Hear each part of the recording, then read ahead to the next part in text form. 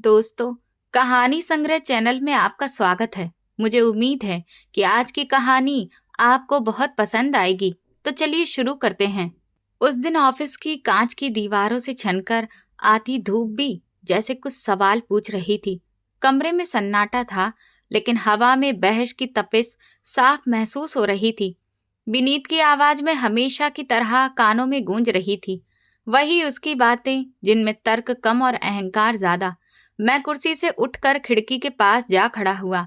नीचे भागती भीड़ को कुछ पल तक देखता रहा। जिंदगी की असली तस्वीर हमेशा जमीन पर दिखाई देती है, ऊंचाइयों से नहीं। तभी दरवाजे के पास हल्की सी आहट हुई और सामने वही विनीत खड़ा था। मैंने उसकी तरफ देखकर शांत लेकिन ठोस आवाज में कहा, तुम समझते हो कि ये महंगी गाड़ी, ये इम्पोर्टेड सूट और शहर की सबसे महंगी बिल्डिंग में बना यह आलीशान ऑफिस ही मेरी असली पहचान है? नहीं मेरे दोस्त, मेरी असल पहचान वो भूख है जो मैंने बचपन में सही है। वो टूटी हुई चप्पल है जिसे सिलकर मैंने मीलों का सफर तय किया है। इंसान अपनी हैसियत बदल सकता है, लेकिन अपनी जड़ें नहीं काट सकता। विनीत मुझे बार बार मेरी फिजूल खर्ची और दया भाव पर ज्ञान दे रहा था, तो मैंने मेज पर हाथ रखते हुए उसकी आंखों में आंखें डालकर कहा, मेरा नाम प्रसून है और मैंने जिंदगी किसी किताब के पाठ से नहीं बल्कि फुटपाथ की धूल से सीखी है। बचपन में ही अनाथ हो गया था। सिर से पिता का साया उठ चुका था और माँ प्रेमला जी ने लोगों के घरों में बर्तन मांज मांज कर, झाड़ू लगाकर मुझे पाला था। मैंने गरीबी को सिर्फ देखा नहीं था, बल्कि उसे ओढ़ा और बिछौना बनाया था। शायद यही वजह थी कि मेरे दिल में गरीबों, मजबूरों और बेसहारा लोगों के लिए वो नरमी थी जो विनीत जैसे चांदी की चम्मच लेकर पैदा होने वालों की समझ से परी थी। मेरी पढ़ाई दूसरों की मदद और छात्रवृत्ति के सहारे पूरी हुई। मैंने रातों की नींद और आराम कुर्बान किया। फिर मेरी मेहनत का ऐसा फल मिला कि मैंने एक छोटी सी दुकान से सफर शुरू किया और देखते देखते शहर का जाना माना बिजनेसमैन बन गया। मैंने ऊंचाइयां जरूर छू ली थीं, लेकिन अपनी औकात कभी नहीं भूला, क्योंकि मुझे पता था कि आसमान में उड़ने वाले परिंदे भी दाना ढूंढने जमीन पर ही उतरते हैं। मेरा ऑफिस शहर की एक बेहद व्यस्त और ऊंची इमारत में था, जहां रोज सैकड़ों लोगों का आना जाना रहता था। कांच की दीवारों से बाहर का नजारा जितना खूबसूरत लगता था, अंदर की दुनिया उतनी ही बनावटी थी। मेरा बिजनेस पार्टनर विनीत मेरे कॉलेज का दोस्त जरूर था, लेकिन हमारी सोच के बीच जमीन आसमान का फर्क था। विनीत एक बहुत अमीर और सुख सुविधाओं में पले बड़े घर का इकलौता चिराग था, जिसने जिंदगी में कभी असली मुश्किलों की गर्म हवा तक नहीं झेली थी। उसकी नजर में गरीब लोग या तो जन्म से चोर होते हैं या फिर नंबर 1 कामचोर। उसका पक्का मानना था कि ऐसे लोग अपनी गरीबी को हथियार बनाकर हम जैसे लोगों से सहानुभूति बटोरते हैं और मेहनत करने की बजाय भीख मांगना आसान समझते हैं। मैं उसकी इस तंग और भेदभाव भरी सोच से कभी भी सहमत नहीं हो पाया। मैं अक्सर उसे समझाने की कोशिश करता कि हर फटे कपड़े पहनने वाला इंसान भिखारी नहीं होता और हर सूट बूट पहनने वाला आदमी ईमानदार नहीं होता। हालात इंसान को तोड़ देते हैं, उसकी जिंदगी छीन लेते हैं। लेकिन विनीत हमेशा हल्की मुस्कान के साथ मेरी बात टाल देता था। उसे लगता था कि मैं एक भावुक और नासमझ इंसान हूँ, जो बिजनेस के नियमों से ज्यादा दिल की सुनता है। कुछ समय पहले की बात है। मेरे ऑफिस की बिल्डिंग के ठीक बाहर फुटपाथ के एक कोने में एक अजीब सी बूढ़ी दादी आकर बैठने लगी। उनके सफेद बालों में धूल जमी रहती थी। कपड़े जगह जगह से फटे और गंदे थे और चेहरे पर झुर्रियों का ऐसा जाल था जैसे वक्त ने अपने सारे जुल्म उसी चेहरे पर लिख दिए हों। वह अक्सर अपने आप में गुम कुछ बुदबुदाती रहती थी, जिसे सुनकर राह चलते लोग उन्हें पागल समझ लेते थे। मैंने कई बार देखा कि लोग उन्हें नफरत भरी नजरों से देखते, नाक पर रूमाल रखते और झिड़क कर आगे बढ़ जाते थे। लेकिन जिस दिन से मेरी नजर उन पर पड़ी, न जाने क्यों मेरे कदम वहीं ठहर गए। उनके सूने चेहरे में मुझे अपनी दिवंगत माँ प्रमिला जी की झलक दिखाई देने लगी। वही बेबसी, वही खामोशी और वही टूटी हुई उम्मीद। मुझे पूरा यकीन था कि ये औरत जन्म से पागल नहीं है, बल्कि जमाने की मार और अपनों की बेरुखी ने इसे इस हाल तक पहुंचा दिया है। उसकी खाली और थकी हुई आंखों से सड़क को देखते रहना मुझे भीतर तक कचोट देता था। मुझे साफ महसूस होता था कि अब उसका कोई सहारा नहीं बचा है और ये पत्थर दिल शहर में एक जिंदा लाश की तरह पड़ी है। मैंने अपने लिए एक चुपचाप सी आदत बना ली थी कि जब भी सुबह ऑफिस आता या शाम को घर लौटता तो जेब से कुछ सिक्के या कभी कभी एक दो नोट निकालकर बिना कुछ कहे उसके सामने रख देता। वो उन पेशेवर भिखारियों जैसी नहीं थी जो पीछे पड़ जाते हैं। उसने कभी हाथ नहीं फैलाया और ना कभी मुंह से पैसे मांगे। बस जब मैं पैसे रखता तो वो अपनी बुझी हुई आंखों से एक पल के लिए मेरी तरफ देखती और फिर सिर झुका लेती। उसकी ये खामोशी मुझे और भी ज्यादा अंदर तक छू जाती है।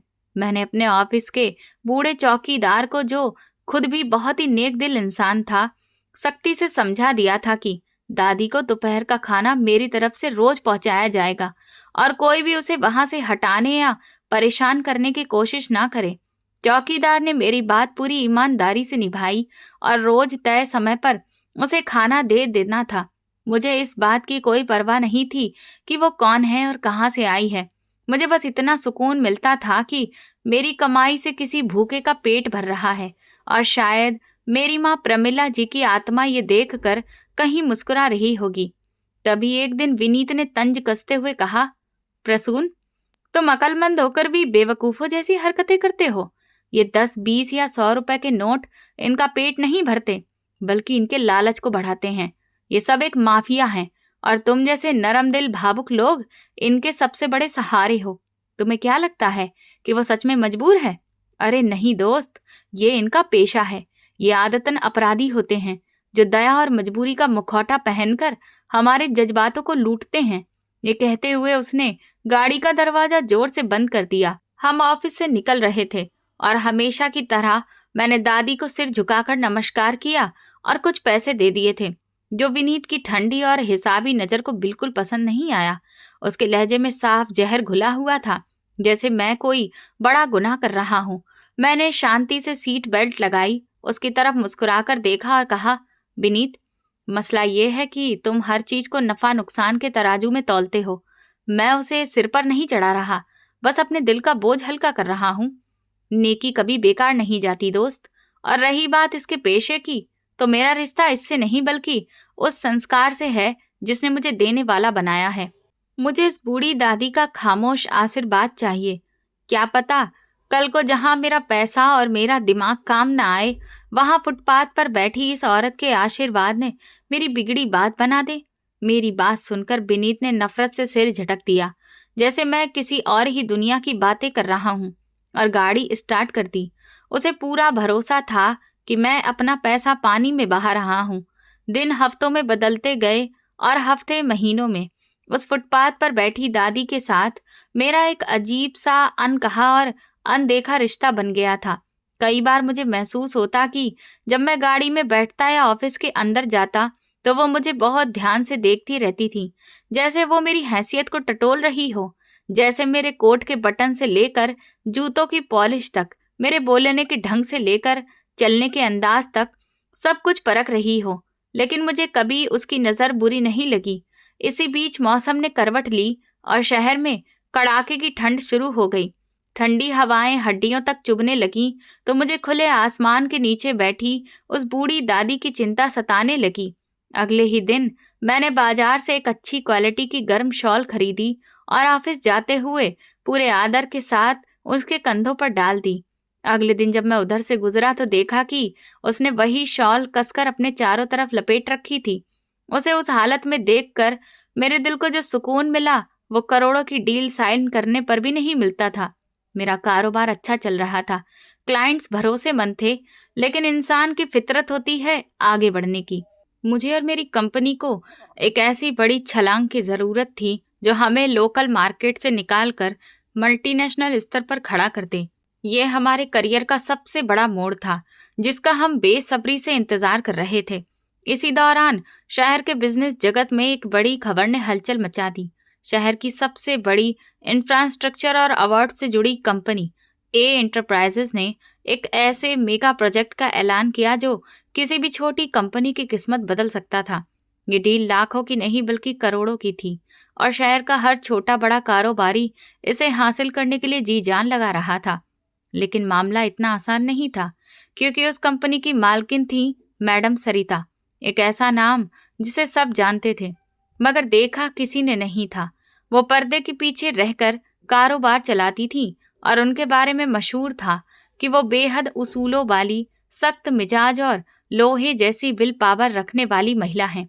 मार्केट में ये भी चर्चा थी कि अतीत में उनके किसी बेहद करीबी बिजनेस पार्टनर ने उन्हें बुरी तरह से धोखा दिया था, जिसके बाद उनका दिल पत्थर का हो गया था। लोग कहते थे कि मैडम सरिता सिर्फ फाइलों में लिखे आंकड़े नहीं देखती, बल्कि इंसान का चरित्र और नियत भी परखती हैं। उनके मानकों पर खरा उतरना लोहे के चने चबाने जैसा था, क्योंकि वो गलती ही नहीं, नियत की भी माफी नहीं देती थी। उस प्रोजेक्ट की प्रेजेंटेशन के लिए हम दिन रात एक किए हुए थे। ऑफिस की लाइटें देर रात तक जलती रहती और हम फाइलों के ढेर में उलझे रहते। लेकिन विनीत का रवैया शुरू से ही नेगेटिव था। उसे लगता था कि हम बेकार में दीवार से सिर टकरा रहे हैं। वो अक्सर झुंझलाकर फाइल मेज पर पटक देता और कहता, प्रसून, ख्वाब देखना छोड़ दो। हमारे सामने जो कंपनियां मैदान में उतरी थीं, उनके सीधे रिश्ते मंत्रियों और बड़े अफसरों तक थे। उनके पास तगड़ी सिफारिशें थीं। हमारे पास क्या था? बस एक मजबूत प्रेजेंटेशन और ईमानदार मेहनत। विनीत झुंझलाकर कहता, वे लोग हमें घास भी नहीं डालेंगे। वहां सिर्फ पैसा चलता है या फिर एक फोन कॉल। उसकी बातें उस कमरे की हवा को और भारी बना देती थी, मगर मैं हार मानने वालों में से नहीं था। मैं उसे समझाता कि विनीत, सिफारिश दरवाजे खुलवा सकती है, लेकिन दिल में जगह नहीं बना सकती है। मुझे अपनी मेहनत पर पूरा भरोसा है। अगर ये डील हमारे नसीब में होगी तो दुनिया की कोई ताकत इसे हमसे छीन नहीं सकती, और अगर नहीं हुई तो उसमें भी कोई न कोई भलाई छुपी होगी।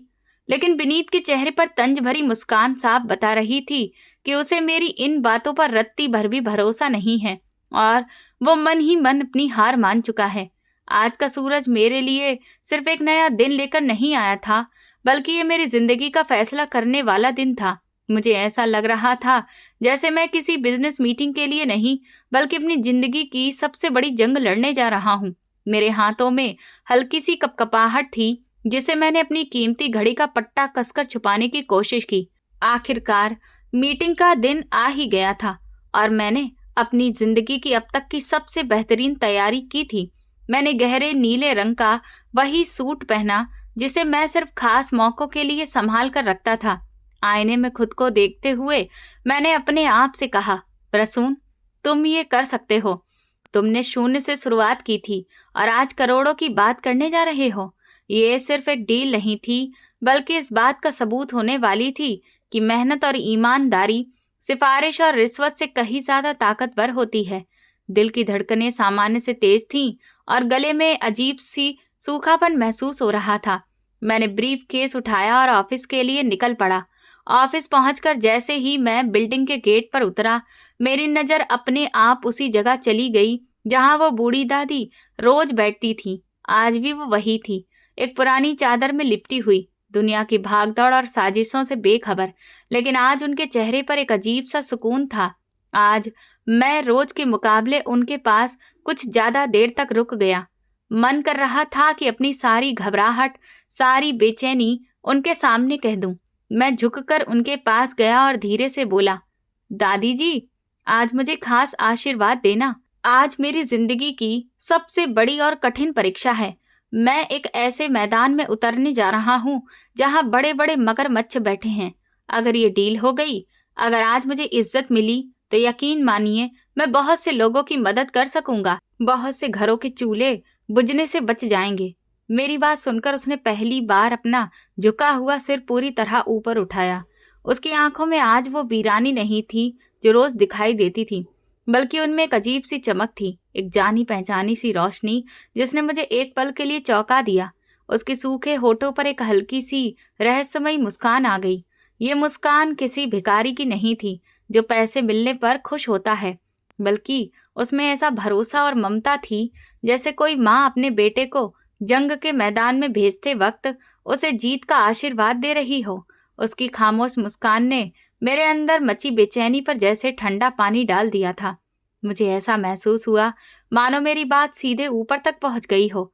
इतने में मुझे यूं रुक कर उससे बात करते देख विनीत का गुस्सा चरम पर पहुंच चुका था।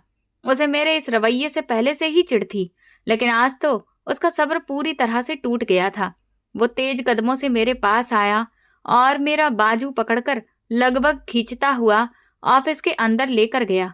उसके माथे पर पसीने की बूंदें चमक रही थीं और चेहरे पर गहरा तनाव साफ दिखाई दे रहा था। अरे प्रसून, तुम उस पागल औरत से आशीर्वाद लेने लगे हो जिसे खुद अपने होश की खबर नहीं है। तुम सच में इतने नासमझ हो या जानबूझकर ड्रामा करते हो? तुम्हें क्या लगता है फुटपाथ पर बैठी उस औरत की बड़बड़ाहट से हमें करोड़ों का प्रोजेक्ट थाली में रखकर मिल जाएगा? विनीत का लहजा कड़वा और चुभने वाला था। वो बार बार अपनी कलाई पर बंधी घड़ी देख रहा था, जैसे वक्त उसके हाथों से रेत की तरह फिसलता जा रहा हो। प्रैक्टिकल बनो प्रसून, भावुकता घर पर छोड़कर आया करो। आज बड़ी मीटिंग है और हमें वहां वक्त से पहले पहुंचना है। तुम्हें अंदाजा भी है कि मैडम सरिता वक्त की कितनी पाबंद है। उनके बारे में मशहूर है कि अगर कोई 1 मिनट भी देर करते तो वो मीटिंग रूम तो दूर, बिल्डिंग के रिसेप्शन से ही उसे वापस भिजवा देती हैं। उनकी शब्दावली में लेट नाम का कोई शब्द ही नहीं है और तुम यहाँ सड़क किनारे बैठकर भिखारियों के चक्करों में पड़े हो। जल्दी चलो, वरना हमारी महीनों की मेहनत उसी गेट पर दम तोड़ देगी। विनीत की घबराहट जायज थी, क्योंकि हमारे पास खोने के लिए बहुत कुछ था और पाने के लिए एक पूरी सल्तनत सामने खड़ी थी। उसकी बातें भले ही कड़वी थी, लेकिन बिजनेस की बेरहम दुनिया की सच्चाई भी यही थी। मैंने उस वक्त उससे बहस करना ठीक नहीं समझा, क्योंकि हमारा सारा ध्यान सिर्फ प्रेजेंटेशन पर होना चाहिए था। मैंने उसकी बात में सिर हिलाया और हम दोनों तेजी से लिफ्ट की तरफ बढ़ गए। विनीत लगातार बड़बड़ा रहा था कि हमारे पास कोई सिफारिश नहीं है और ऊपर से अगर हम लेट हो गए तो फिर हमें सब समेटकर घर बैठ जाना चाहिए। उसका नकारात्मक रवैया मेरे दिमाग पर असर डालने की कोशिश कर रहा था, लेकिन मेरे जहन में बार बार उस बूढ़ी दादी की मुस्कान घूम रही थी, जिसने मुझे बिना कुछ कहे एक अनजाना सा हौसला दे दिया था। मीटिंग का समय 2 बजे तय था और घड़ी की सुइयां 1 बजने का इशारा कर रही थी। हमारे पास सिर्फ 1 घंटा था और दूरी भी काफी ज्यादा थी। मैं ऑफिस से निकलते वक्त अजीब सी अफरा तफरी में था। एक हाथ में प्रेजेंटेशन की भारी फाइलें थीं और दूसरे हाथ में मोबाइल कान से लगा हुआ था। मैं अपने असिस्टेंट को आखिरी वक्त की हिदायतें दे रहा था। देखो, फाइल नंबर 3 में जो फाइनेंशियल चार्ट्स हैं उन्हें दोबारा अच्छी तरह से जांच लेना। मुझे किसी भी तरह की गलती की गुंजाइश नहीं चाहिए। और हाँ, अगर कोई भी ज़रूरी कॉल आए तो उसे कल तक के लिए होल्ड करवा देना। मैं तेजी से सीढ़ियां उतर रहा था। मेरे जूतों की ठक ठक सीढ़ियों पर गूंज रही थी, जो जैसे मेरे दिल की धड़कनों के साथ ताल मिला रही थी। मेरा दिमाग एक कैलकुलेटर की तरह लगातार चल रहा था। मैं सोच रहा था कि अगर मैडम सरिता ने मार्केट में मौजूद मुकाबले के बारे में सवाल किया तो मैं क्या जवाब दूंगा। अगर उन्होंने हमारे पुराने प्रोजेक्ट्स का हवाला मांगा तो कौन सी फाइल सबसे पहले आगे रखूंगा। ये एक जंग थी और मैं बिना किसी गलत हथकंडे के इसे लड़ना चाहता था। विनीत पहले ही पार्किंग में पहुंच चुका था और गाड़ी स्टार्ट करके हॉर्न दे रहा था ताकि मैं और वक्त बर्बाद ना करूं। मैं तेजी से भागता हुआ पार्किंग की तरफ बढ़ा। धूप काफी तेज थी, जिसने माहौल को और ज्यादा भारी और घुटन भरा बना दिया था। तभी मेरे मन में ख्याल आया कि एहतियात के तौर पर मैडम सरिता की पर्सनल सेक्रेटरी को फोन करके कंफर्म कर दूं कि हम रास्ते में हैं और कुछ ही देर में पहुंचने वाले हैं, ताकि वहां जाकर हमें इंतजार न करना पड़े या हमें गैर जिम्मेदार न समझ लिया जाए। मैंने जल्दी से फोन निकाला और नंबर डायल किया। मेरा पूरा ध्यान कॉल लगने पर था। जैसे ही फोन कान से लगाया, उसी पल मेरे कानों में एक जानी पहचानी और बेहद महंगी आईफोन की रिंगटोन गूंज उठी। आवाज इतनी साफ और इतनी पास से आई कि मैं चौंक कर वहीं रुक गया। उस वक्त मैं ऑफिस की बिल्डिंग के गेट से बाहर निकलकर गाड़ी की तरफ जा रहा था। मैंने घबराकर इधर उधर देखा कि शायद कोई स्टाफ मेंबर या कोई क्लाइंट पास में ही खड़ा हो जिसका फोन बज रहा हो, लेकिन वहां मेरे और उस बूढ़ी दादी के अलावा कोई नहीं था।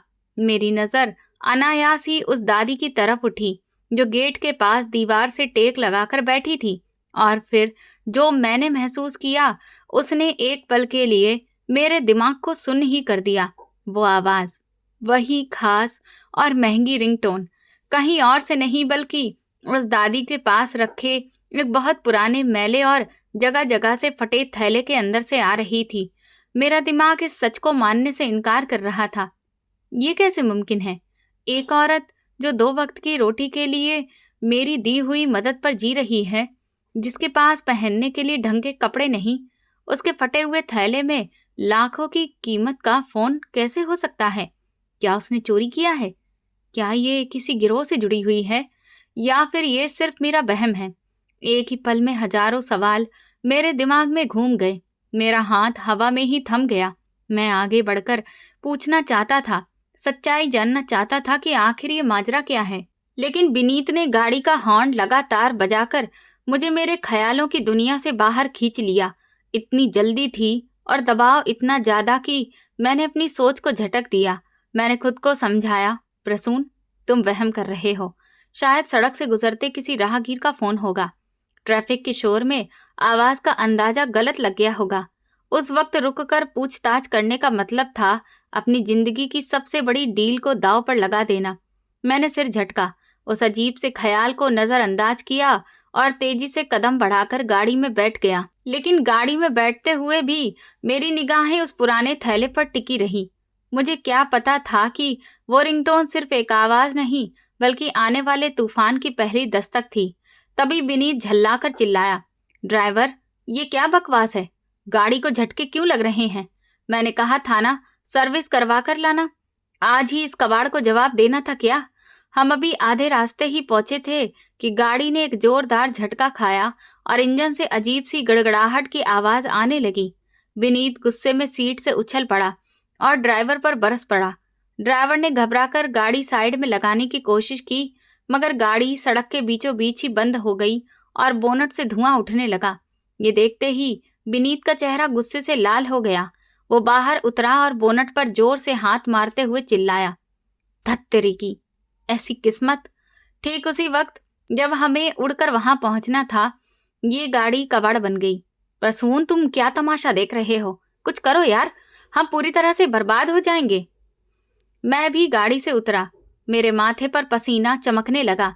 इधर उधर देखा तो दिल बैठ गया। सड़क पर ट्रैफिक का अंतहीन सैलाब था। गाड़ियां कछुए की चाल से रेंग रही थीं। मैंने विनीत के कंधे पर हाथ रखा और उसे शांत करने की कोशिश की। विनीत, चिल्लाने से गाड़ी ठीक नहीं हो जाएगी। हमें तुरंत कोई टैक्सी या ऑटो देखना होगा। विनीत ने मेरा हाथ झटक दिया और तंज भरी हंसी हंसते हुए बोला, इस ट्रैफिक जाम में तुम्हें टैक्सी तो छोड़ो, हेलीकॉप्टर भी नहीं मिलेगा। प्रसून, हम फंस गए हैं, बुरी तरह से फंस गए हैं। मैंने घड़ी पर नजर डाली। वक्त तेजी से हाथ से निकलता जा रहा था। मैंने तुरंत जेब से फोन निकाला और मैडम सरिता के ऑफिस का नंबर मिलाया। दूसरी तरफ उनकी पीए ने फोन उठाया तो मैंने अपनी आवाज में छुपी घबराहट को काबू में रखते हुए कहा, हेलो, मैं प्रसून बोल रहा हूँ। हमारी गाड़ी रास्ते में खराब हो गई है और यहाँ भयानक ट्रैफिक जाम है। कृपया हमें थोड़ी सी मोहलत दे दीजिए, हम बस पहुंचने ही वाले हैं। दूसरी तरफ से बेहद ठंडे और सपाट लहजे में जवाब आया, मिस्टर प्रसून, मैडम सरिता जी इंतजार करना पसंद नहीं करती। आपको वक्त की पाबंदी का ध्यान रखना चाहिए था। बहरहाल आप आ जाइए, देखते हैं क्या हो सकता है। फोन करते ही मेरे कान सुन्न हो गए। विनीत सिर पकड़कर फुटपाथ पर बैठ गया था और लगातार ड्राइवर को कोस रहा था। पूरे 45 मिनट वहीं बर्बाद हो चुके थे। हर गुजरता पल हमारी उम्मीदों की गर्दन दबा रहा था। तभी विनीत ने अचानक सिर उठाया और नफरत भरी नजरों से मेरी तरफ देखा। उसकी आंखों में एक अजीब सी सनक थी।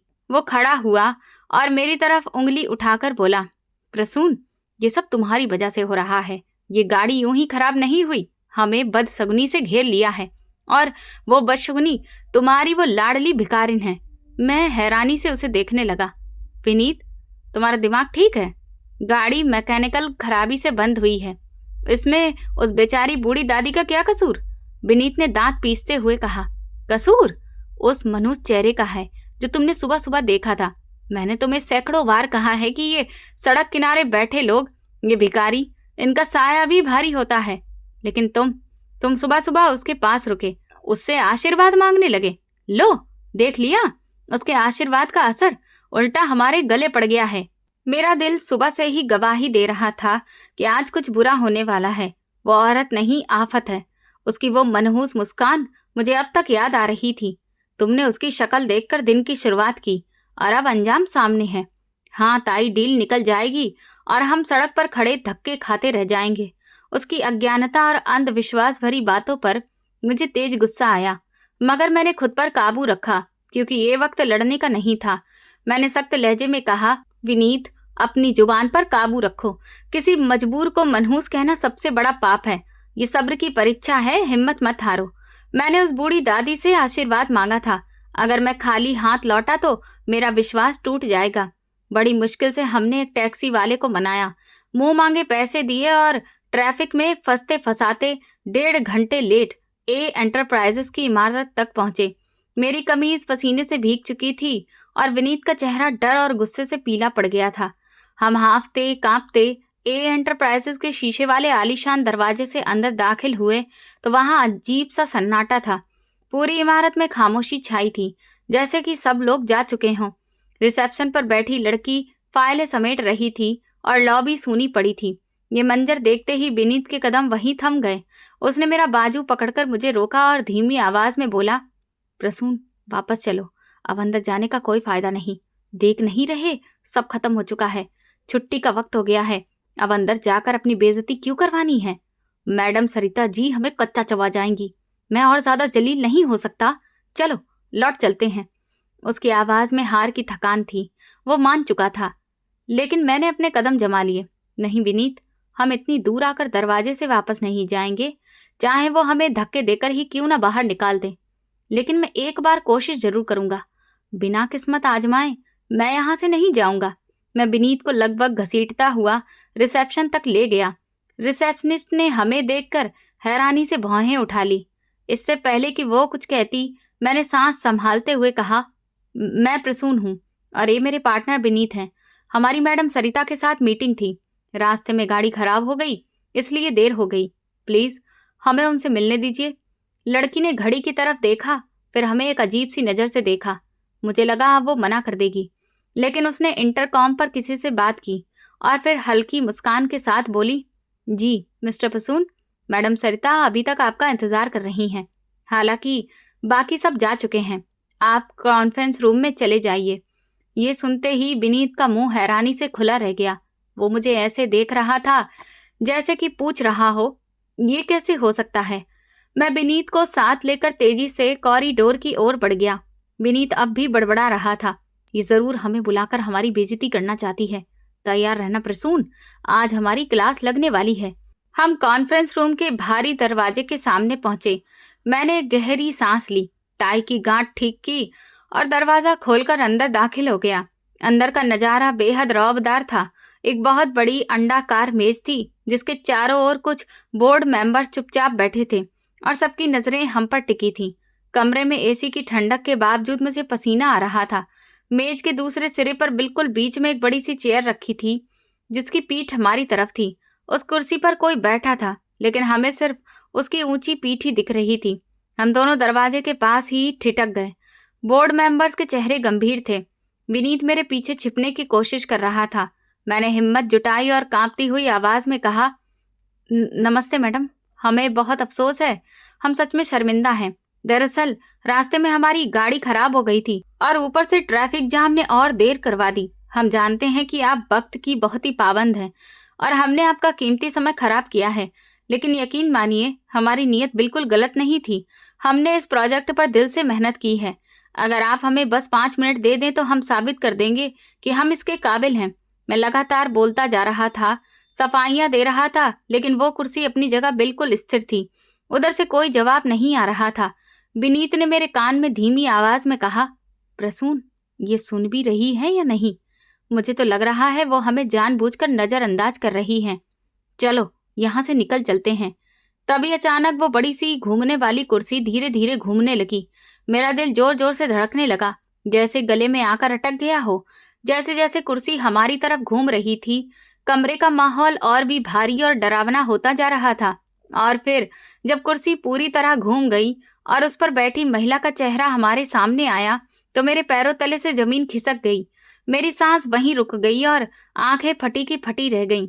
मेरे बगल में खड़े विनीत के मुंह से एक दबी हुई चीख निकली और वह लड़खड़ाकर पीछे हट गया। हमारे सामने कोई अजनबी, सख्त मिजाज या घमंडी कारोबारी औरत नहीं बैठी थी। वो चेहरा तो वही था जिसे मैंने आज सुबह ही देखा था, जिसे विनीत ने मनहूस कहा था। फर्क सिर्फ इतना था कि अब वही चेहरा कीमती और सलीकेदार कपड़ों में था। वही आंखें थीं, वही नैन नक्श, वही बूढ़ी दादी, वही पागल औरत। मैडम सरिता कोई और नहीं थी, वो वही औरत थी जो मेरे ऑफिस के बाहर बैठी रहती थी। ये सदमा इतना गहरा था कि मेरा दिमाग सुन्न हो गया। कमरे में फैली खामोशी कब्रिस्तान की खामोशी से भी ज्यादा भारी और डरावनी लग रही थी। विनीत की आंखें हैरानी से फैल गई थीं। उसका जबड़ा लटक गया था। वो कभी सामने बैठी मैडम सरिता को देखता और कभी मुझे, जैसे उसका दिमाग फटने वाला हो। उसका पूरा सोचने का ढांचा, उसका ये यकीन कि अमीर और गरीब अलग अलग दुनिया के लोग होते हैं, उस पल चकनाचूर हो चुका था। उस वक्त उसके सामने सब कुछ टूटकर बिखर चुका था। जिस कुर्सी पर शहर की सबसे ताकतवर बिजनेस टाइकून बैठती थी, आज उसी पर वही औरत विराजमान थी जिसे विनीत सुबह मनहूस कह रहा था। वही औरत जिसके फटे पुराने कपड़ों और बिखरे बालों को देखकर उसने नाक भौं सिकोड़ी थी। आज उसी शरीर पर महंगे इटालियन रेशम का शानदार लिबास था और आंखों में ऐसा रौब था कि बड़े बड़े रईस भी सामने झुक जाएं। मगर चेहरा वही था, बिल्कुल वही। विनीत के गले से अजीब सी घुटी हुई आवाज निकली, नहीं, ये कैसे हो सकता है? ये कोई मजाक है प्रसून? ये वो नहीं हो सकती। ये तो वही बेकार औरत है, वही पागल दादी। उसके शब्द लड़खड़ा रहे थे। उसके पैर उसका वजन संभालने से जवाब दे रहे थे। मैडम सरिता ने विनीत की उस हालत को अनदेखा करते हुए मेज पर रखे महंगे क्रिस्टल ग्लास से पानी का एक घूंट लिया और फिर बेहद ठंडे और सपाट लहजे में बोली।